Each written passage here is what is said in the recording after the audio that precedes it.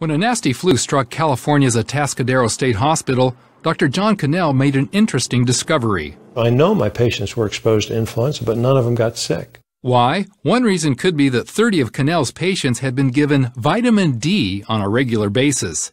That got Cannell thinking more and more about the vitamin's benefits and safety. Child's never gotten into a vitamin D cabinet and gotten poisoned.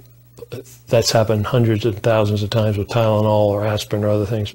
Medical writer Bill Sardi says if vitamin D were a drug, its benefits would make it the most popular ever. Because we're talking about diabetes and hypertension and bone diseases, osteoporosis and arteriosclerosis and cancer and autoimmune disease, and the list goes on. Scientists found that list is so long because vitamin D actually regulates cells, systems, and organs throughout the body. It works by turning your genes on and off, very, very basic function. So that's a very important fact about vitamin D that distinguishes it from any other vitamin. It's a steroid hormone. It's in a class by itself. A major question and area of controversy regarding vitamin D is sun exposure. So health investigators hit the trail looking for answers. Doctors have observed that where there's less sun, there's more cancer, flu, and even autism. For instance, there's more of these diseases in winter, which has less sunlight. And there's also more of these diseases the further you get away from the equator, because there's less sunlight the further you get away from there. Even here in sunny California, very few people get enough sun to make sufficient vitamin D in their skin for the best of health. Down in San Diego, you can make it year-round, but even then, in San Diego, in the wintertime, you have to go right out at solar noon. There's only about a 2 or 3 hour period where you're going to make any substantial amounts of vitamin D. But wait a minute, won't this possibly lead to skin cancer? Most sunscreen companies provide products that block the ultraviolet B, or UVB, from the sun. Those are the very rays you need to produce vitamin D in the skin. Now they admit the UVA rays that the sunblock lotions allow to get in are the ones causing the cancer. So they let the one that causes skin cancer in, and they block the one that prevents it. Statistics show skin cancer rates and deaths have actually risen since the sunscreen campaigns began 30 years ago. Cannell recommends keeping your time in the sun moderate. 15 minutes in a bathing suit during summer is plenty. You don't want to age your skin or cause damage from a sunburn. Not everyone agrees. The American Academy of Dermatology website finds it appalling that anyone in good conscience could make the claim that intentional sun exposure for any length of time is beneficial.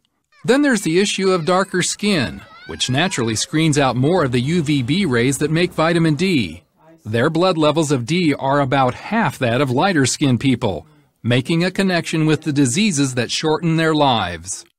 Heart disease and hypertension and stroke and cancer are the same diseases that have been associated with vitamin D deficiencies. So it may not be surprising that vitamin D deficiency affects as much as 3/4 of the populace, especially as winter takes its toll on vitamin D levels.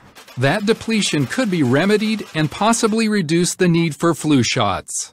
Vitamin D activates your immune system, causes something to be formed called little peptides that kill bacteria and viruses without antibiotic resistance, without side effects. We can use it in very young infants and pregnant moms. And not only help fight osteoporosis, but strengthen teeth as well. Instead of using fluoride to harden our teeth so there's no soft spots where the acids can then eat into our teeth and cause dental decay, we can use vitamin D. It's more appropriate, it's more natural. And D appears to boost athletic performance. There's just clear evidence, especially in the German literature, of choice reaction time, balance, muscle strength, endurance, all improve with vitamin D. Which may explain why senior citizens on vitamin D are less likely to fall and hurt themselves. And cancer?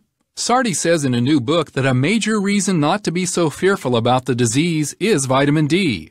A key U.S. study in June found it provided a 60% reduction in cancers.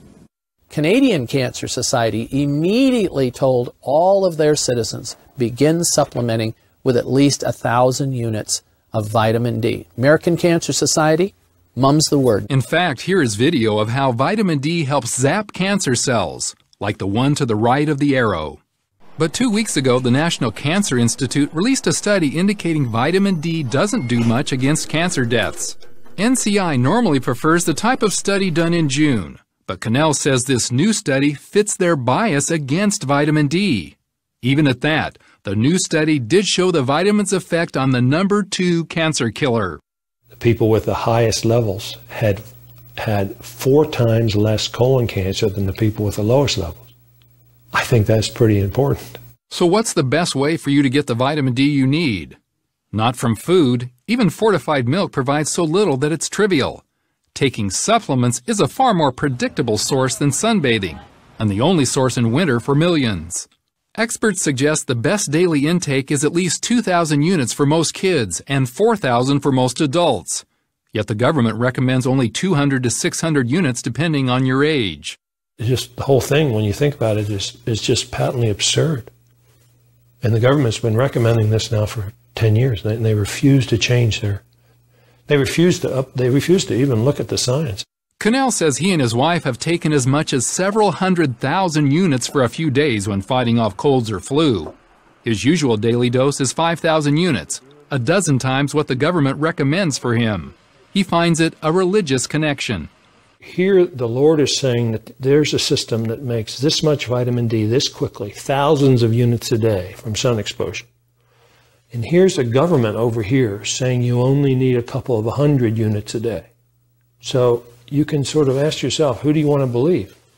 God or the government? Galen Tethrow, CBN News.